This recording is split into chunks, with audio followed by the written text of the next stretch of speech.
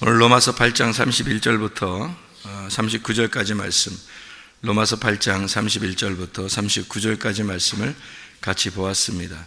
그리스도의 사랑에서 우리를 끊을 수 있는 사람은 아무도 없다, 그런 이야기는 34절 보니까요, 누가 정죄하리요 라고 했습니다. 카타크리노라는 단어인데, 이게 정죄, 이 말이 무슨 말이냐면 비판, 판단, 이런 얘기입니다. 이게 크리노라는 게 판단하고 비판하고, 누가 그럴 수 있겠느냐? 왜냐하면 예수 그리스도께서 우리를 위해서 죽으시고 그리고 부활하셨기 때문이다.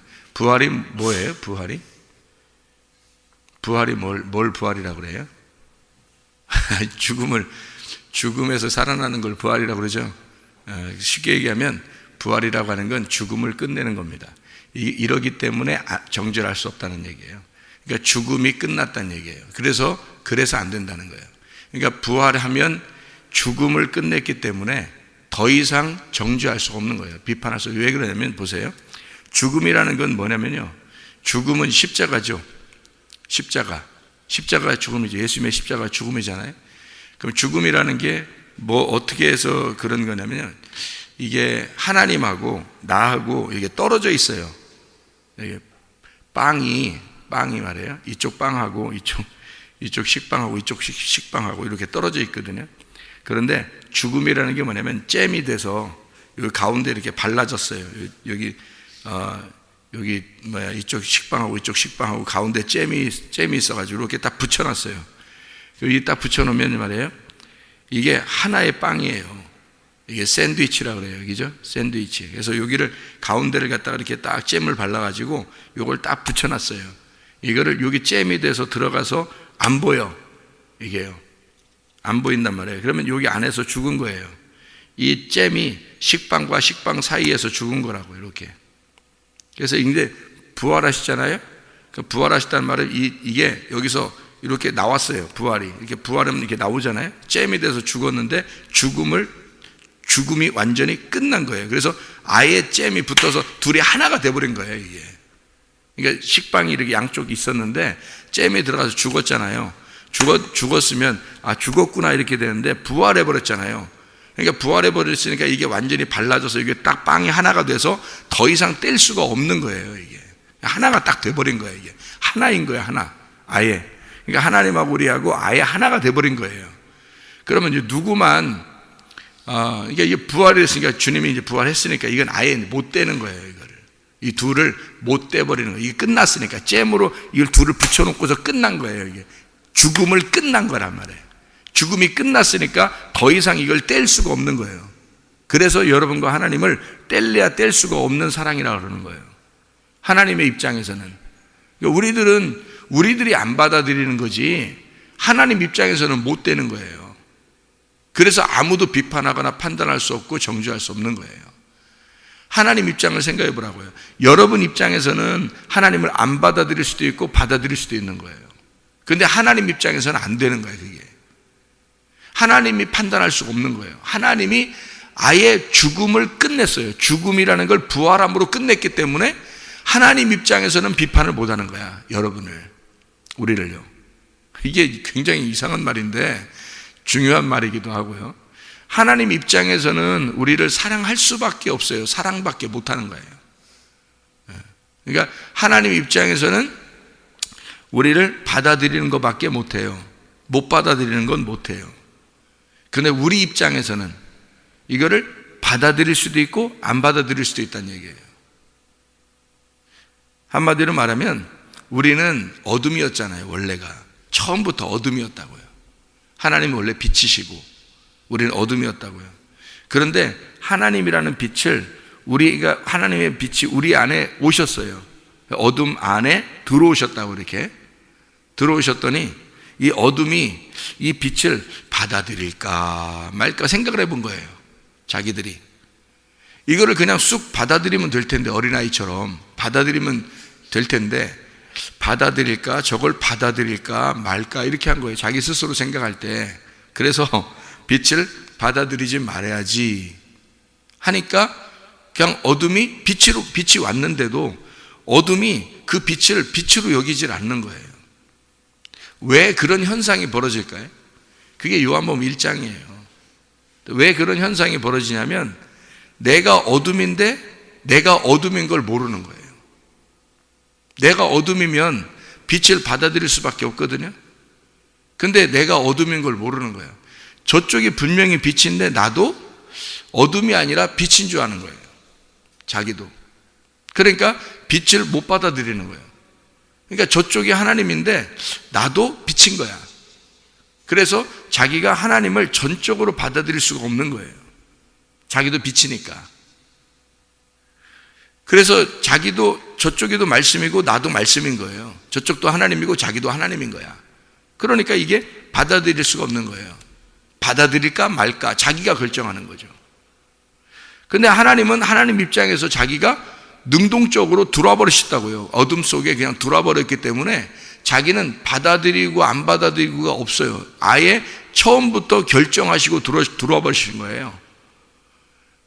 그러니까 이게 예수 그리스도가 이 땅에 오실 때는 이미 죽으려고 작정하고 오신 거예요. 그러니까 자기는 얘들을 내가 받아들여야지 받아들이지 말아야지 이런 결정을 안 하시고 그냥 오시는 거예요. 다시 말하면 자기는 다 그냥 받아들인 거예요. 어둠을 다 받아들인 거라고 자기가. 그래서 빛이 오신 거라고요. 이미 받아들이려고 작정하고 오신 거라고요. 근데 인간들은 그 빛을 어둠인 자기들이 어둠인데 어둠이 그걸 깨닫지 못하더라고요. 다시 말하면 자기가 그걸 안 받아들이더라 그 말이에요.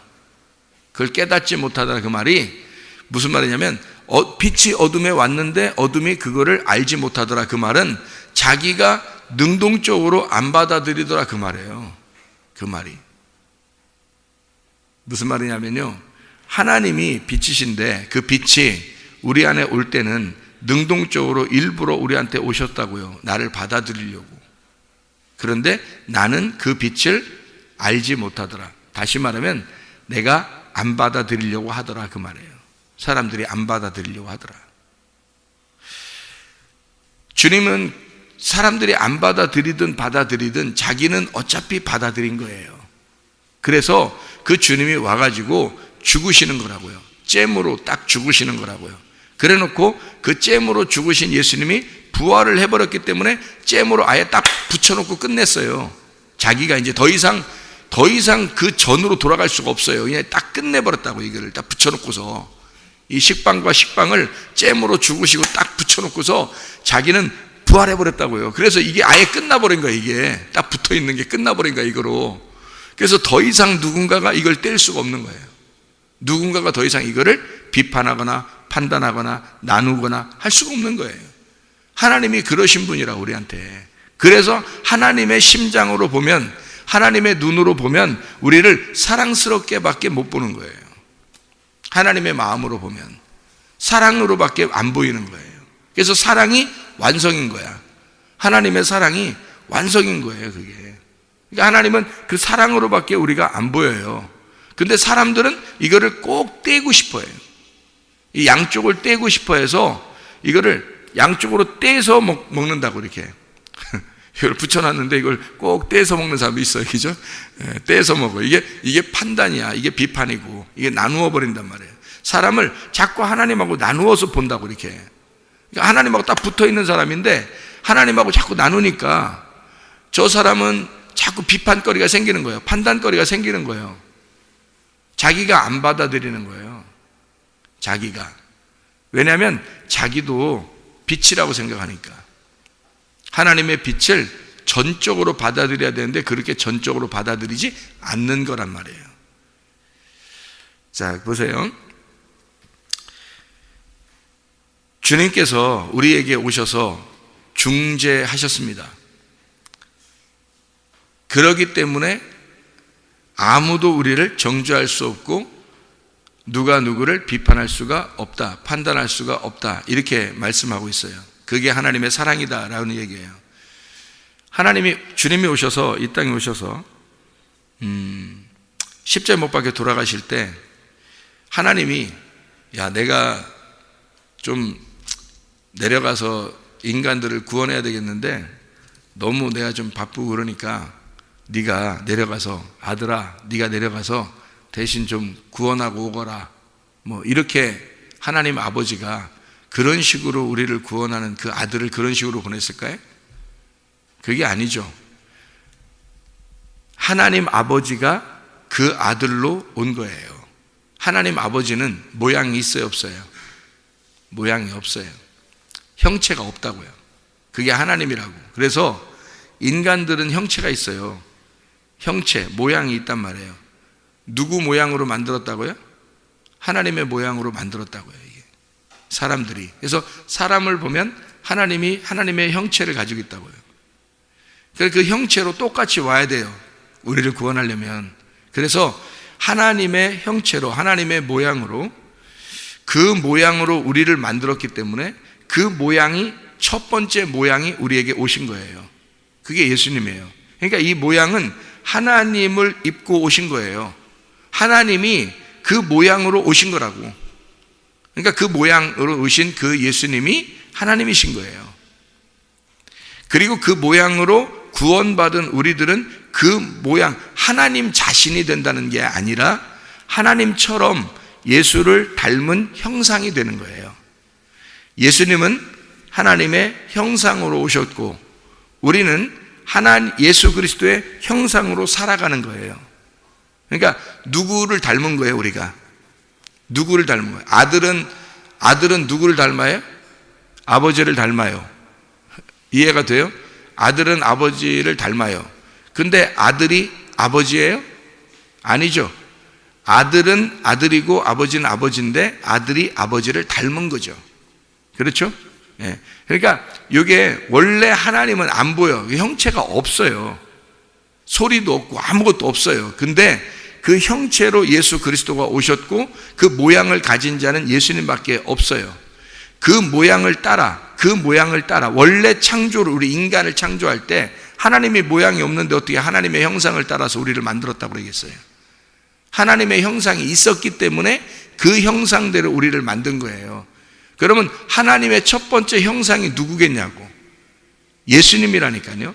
그래서 예수님이 첫 번째 창조물이라고 하는 거예요. 하나님의 원래 처음, 하나님의 맏아들이다 이렇게 말하잖아요. 하나님의 맏아들이다 이렇게 말하는 게, 하나님의 원래 모양은 원래 없는 게 하나님이에요. 아무 모양도 없어야 하나님이란 말이에요.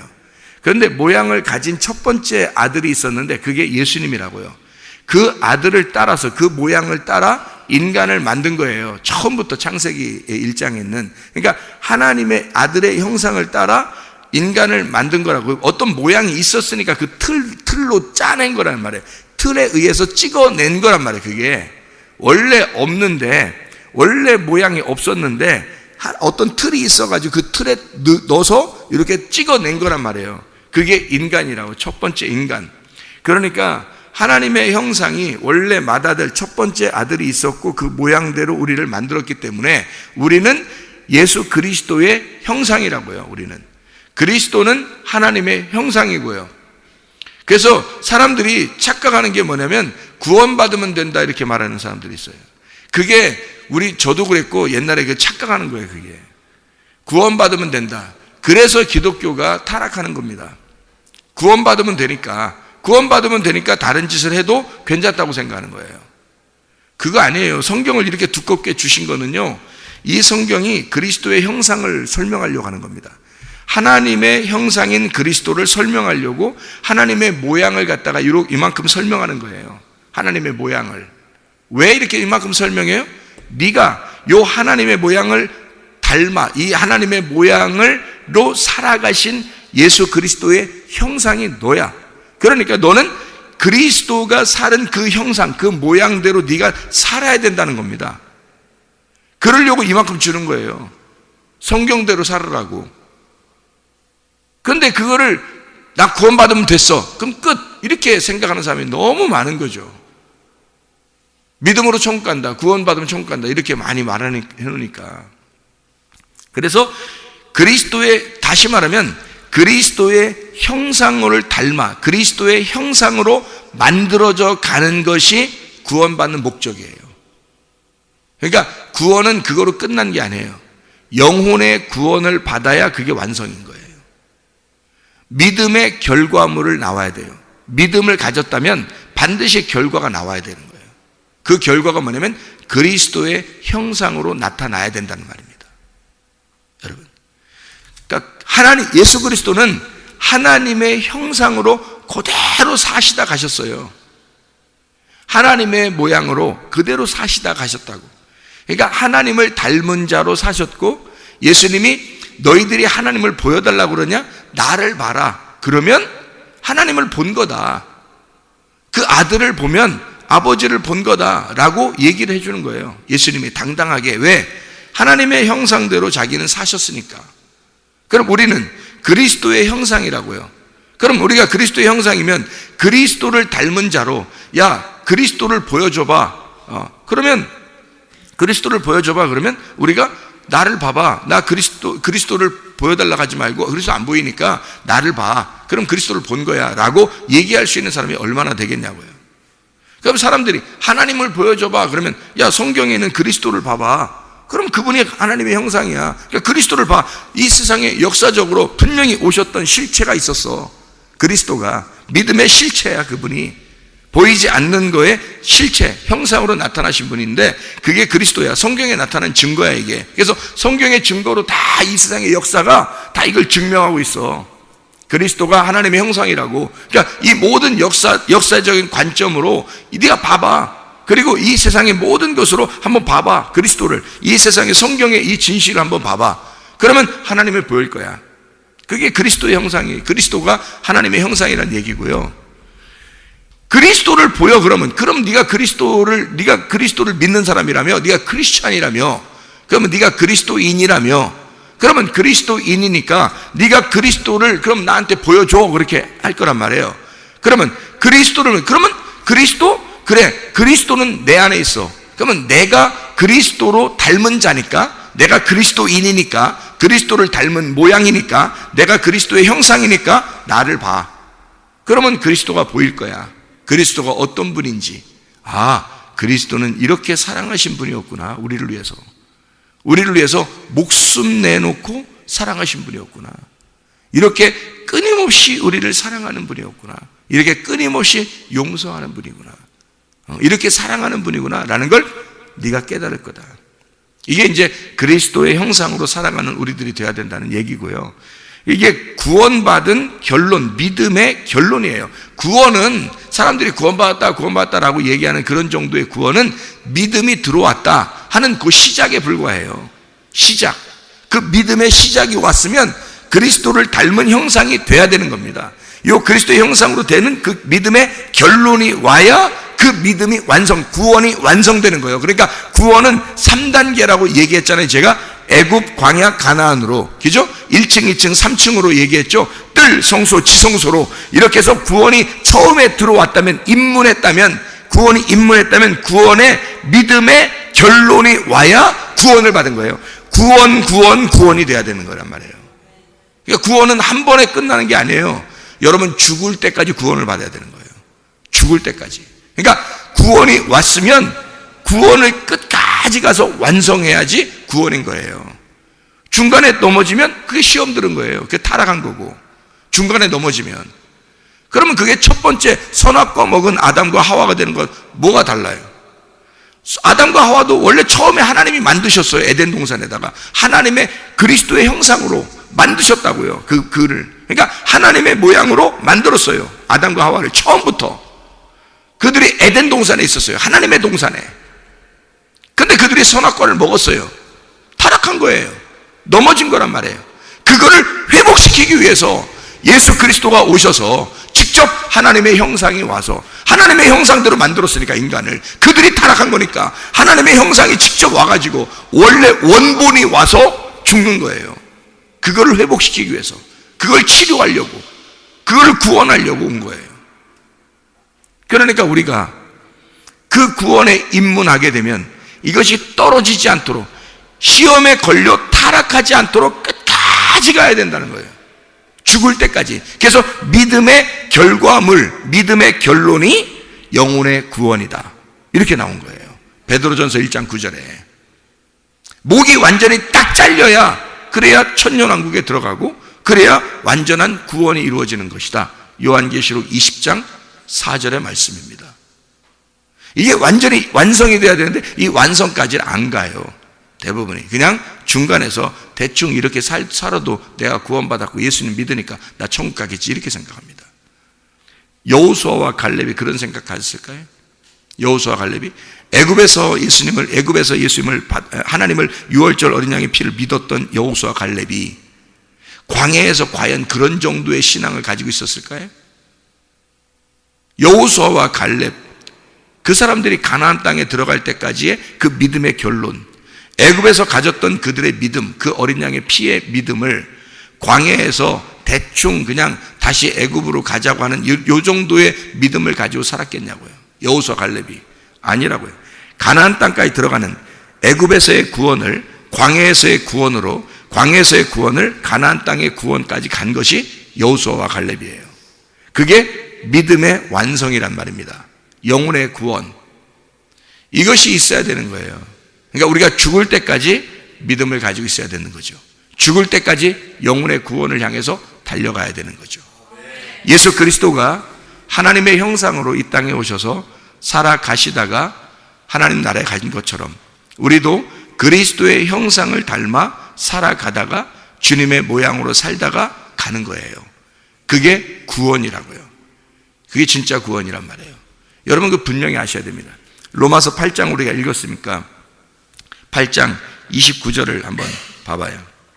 8장 29절 뭐라고 되어 있냐면 하나님이 미리 아신 자들을 또한 그 아들의 형상을 본받게 하기 위하여 미리 정하셨으니 이는 그로 많은 형제 중에서 맏아들이 되게 하려 하심이니라.